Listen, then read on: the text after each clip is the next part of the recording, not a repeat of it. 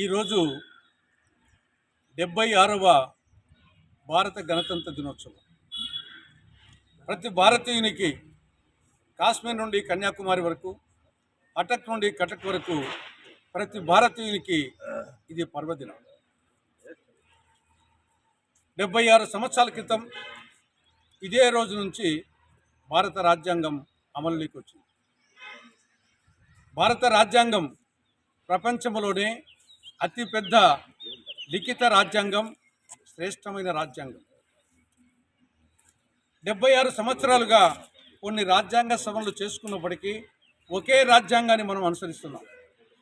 కానీ అదే సమయంలో మన పొరుగు దేశాలు, పాకిస్తాన్లో మనకు స్వాతంత్రం వచ్చినప్పుడే వాళ్ళకు వచ్చింది, కానీ ఇది 6వ రాజ్యాంగం వాళ్ళకు. శ్రీలంకకు 3వ రాజ్యాంగం, నేపాల్కు 5వ రాజ్యాంగం.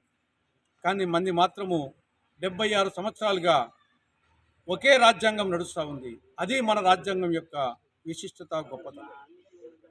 448 ఆర్టికల్స్తో, 25 విభాగాలతో, 12 షెడ్యూళ్లతో ప్రపంచంలోనే అతిపెద్ద లిఖిత రాజ్యాంగం అని.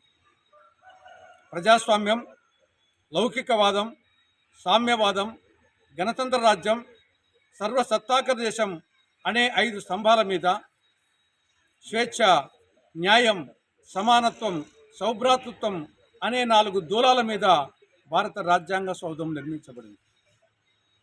ఈ దూలాలు, ఈ స్తంభాలు సురక్షితంగా ఉన్నంత వరకే ఈ యొక్క భారత రాజ్యాంగం అనే సౌధం పటిష్టంగా ఉంటుంది.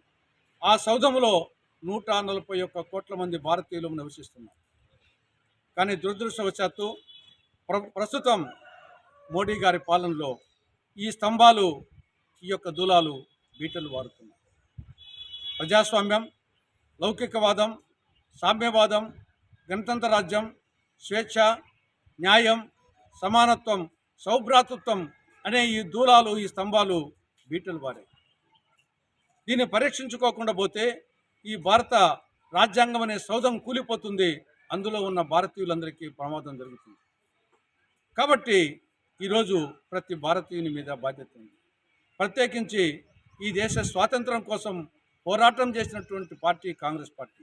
కాబట్టి కాంగ్రెస్ పార్టీకి చెందినటువంటి మన పెద్దల, త్యాగమూర్తుల ఆశయాలను నెరవేర్చేటందుకు, ఈ భారత రాజ్యాంగాన్ని పరీక్షించేటందుకు ప్రతి భారతీయుడు, ప్రతి కాంగ్రెస్ వాది ముందుకు రావాల్సిన సమయం ఇది.